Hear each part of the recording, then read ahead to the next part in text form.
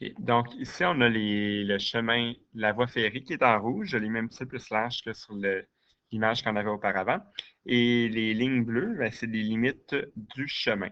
Donc, aujourd'hui, on va regarder les angles alternes internes et les angles correspondants et les angles alternes externes. Donc, je vais faire quelques petites modifications. Je reviens.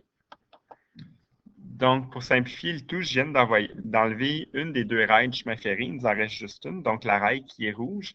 Et on va commencer par identifier quelques angles.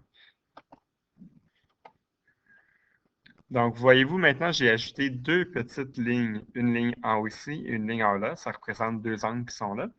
On appelle ça des angles correspondants. Donc, des angles correspondants, c'est des angles isométriques. C'est des angles qui sont pareils.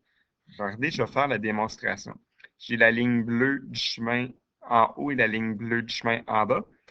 Je vais juste les déplacer. Puisque ce sont des lignes parallèles, je suis capable de les glisser. Donc, voyez-vous, je la déplace, elle reste parallèle avec l'autre. Et regardez, si j'emboîte les deux lignes une par-dessus l'autre, par magie, j'ai le même angle. Donc, les angles correspondants sont isométriques. Je vais rajouter deux autres angles correspondants. Donc, j'ai ajouté de l'autre côté de la séquence, qui est le chemin, la voie ferrée ici, deux autres angles correspondants, c'est les angles rouges. Je fais le même procédé, juste pour vous montrer qu'ils sont isométriques, qu'ils sont pareils. Donc, je sélectionne le chemin et je peux déplacer ma droite parallèle. Elle demeure parallèle avec l'autre.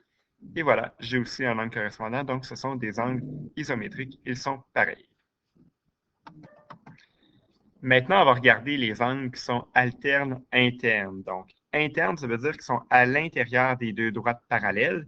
Et ils sont alternes, ça veut dire que j'ai ma séquence, ils vont être des deux côtés de la séquence. On va voir comment ces angles-là sont isométriques, c'est-à-dire qu'ils vont être eux aussi pareils. Donc, je viens d'identifier les angles qui sont alternes internes. Voyez-vous, ils sont à l'intérieur des deux droites parallèles. Ils sont à l'opposé de la séquence. Pour vous montrer qu'ils sont pareils, je vais encore une fois déplacer ma droite parallèle. Et je l'amène ici. On se rend compte qu'ils ne sont pas un par-dessus l'autre. Par contre, les deux angles sont opposés par le sommet. Et on sait que des angles qui sont opposés par le sommet, ils sont isométriques, c'est-à-dire qu'ils sont pareils. Par le fait même, il y a aussi d'autres angles qui sont alternes internes à l'intérieur de la droite qu'on a ici. Voyez-vous l'angle vert qui est là et là.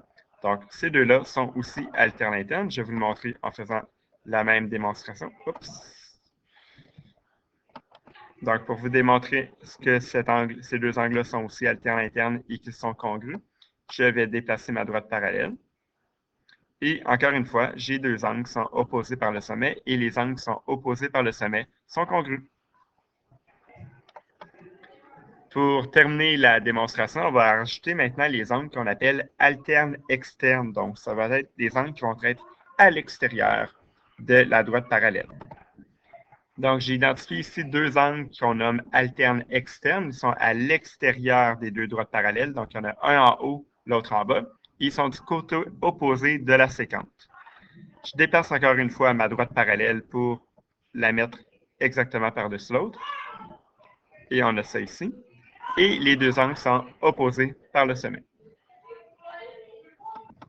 Pour terminer, je vous montre les deux autres angles qui sont externes. Donc, alterne externe, j'ai l'angle qui est ici, en haut à gauche, et l'angle qui est en bas à droite. Et on va maintenant les vérifier qu'ils sont bien correspondants, c'est-à-dire qu'ils sont égaux. On y va, on va déplacer maintenant les deux droites parallèles. Et juste ici, on a deux angles qui sont opposés par le sommet. Donc, les angles alternes internes sont bel et bien isométriques, c'est-à-dire qu'ils sont pareils.